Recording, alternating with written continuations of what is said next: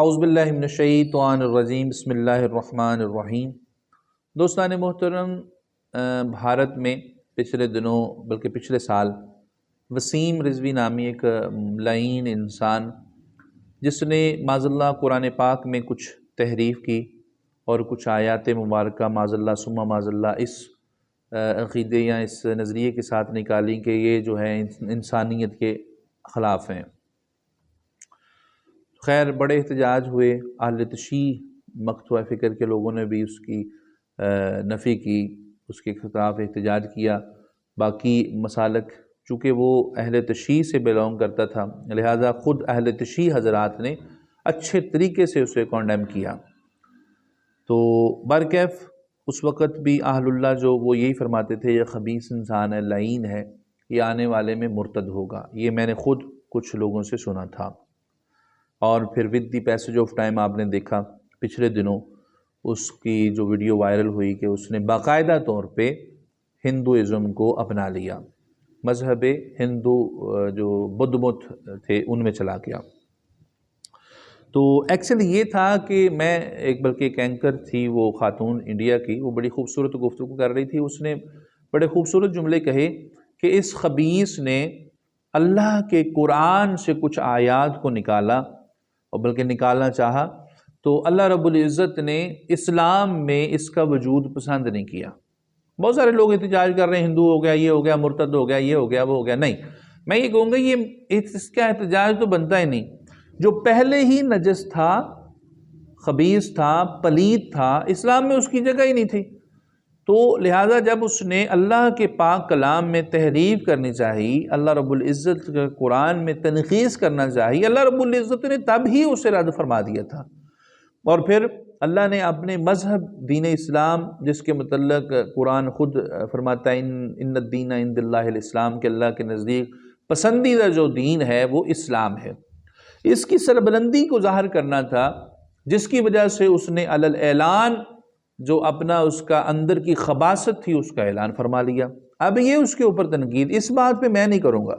کہ اس نے مذہب اسلام چھوڑا، نہیں، وہ اسلام تو وہ تب ہی چھوڑ چکا تھا جب وہ نظریاتی طور پہ قرآن کی، بلکہ یہ ہمارا عقیدہ بھی یہ ہے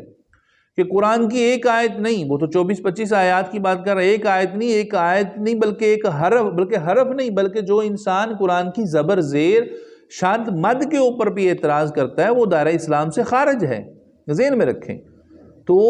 اس نے جو خباثت کی، اللہ رب العزت نے اپنے دین کی سربلندی کے لیے، اپنے دین کی حقانیت کے لیے یہ چیز سامنے کائنات کی کر دی کہ یہ شروع دن سے ہی اس نظریے کا مالک تھا، اس سے لہٰذا اس کے اوپر اعتراض کرنا، یہ کرنا، وہ کرنا نجس چیز تھی، اللہ رب العزت نے اسلام سے دور پھینک دی، اس کے اوپر کوئی ایسی نہیں۔ اچھا، اب یہاں پر میں ایک علامہ صاحب تھے، ان کا غالباً تعلق مکتبہ اہل سنت سے تھا، وہ مکتبہ اہل تشیع کے اوپر تنقید کر رہے تھے اس شخص کی وجہ سے۔ میں یہاں پر عرض کرنا چاہتا ہوں کہ یار بات یہ ہے، اگر تو اس کے اس قدم سے، اس کے اس معاملے سے اہل تشیع حضرات نے اس کی حوصلہ افزائی کی ہو تو پھر تو ہم ان کے اوپر تنقید کریں کہ جی یہ شیعہ تھا، ان کے نظریات ایسے ہیں، یہ ہیں، وہ ہیں، پھر تو ہم ان کے اوپر اعتراض کریں، ان کی نفی کریں، جب وہ خود اس کی حوصلہ شکنی کر چکے ہیں اور مکمل، بلکہ سب سے زیادہ اس وقت اہل تشیع حضرات میں ہی اس کی نفی ہوئی، اس کے متعلق کانڈیم کیا گیا، تو پھر ہمیں کیا ضرورت ہے کہ ہم فرقہ واریت پھیلائیں، ایک دوسرے کے اوپر طعن و تشنیع کریں، جو عمل ان کے نزدیک، جو ہمارے نزدیک غلط تھا، ان کے نزدیک بھی غلط ہے۔ تو پھر یہاں پر تو میرا خیال ہے تنقید کی کوئی ایسی گنجائش ہے ہی نہیں۔ لہٰذا اس طرح کے معاملات کو دیکھ کے اگر کوئی فرد واحد اٹھ کے کسی مسلک میں سے، سنیوں میں سے، بریلویوں میں سے، دیوبندیوں میں سے، یا اہل تشیعوں میں سے، یا اہل حدیثوں میں سے اٹھ کے فرد واحد ہو کر کوئی ایسا عمل کرتا ہے تو اس کو پورے گروہ کے اوپر مسلط نہ کیا جائے، بلکہ اس کی خباثت ہے اس تک محدود رکھی جائے، اس کو تنقید کی جائے، اس کے اوپر اس کی حوصلہ شکنی کی جائے، نہ کہ اٹھ کے سارے گروہ کو، سارے مسلوں کو ہم بدنام کرنا شروع کر دیں۔ اللہ رب العزت ہمیں فرقہ واریت کی لعنت سے محفوظ فرمائے۔ کم از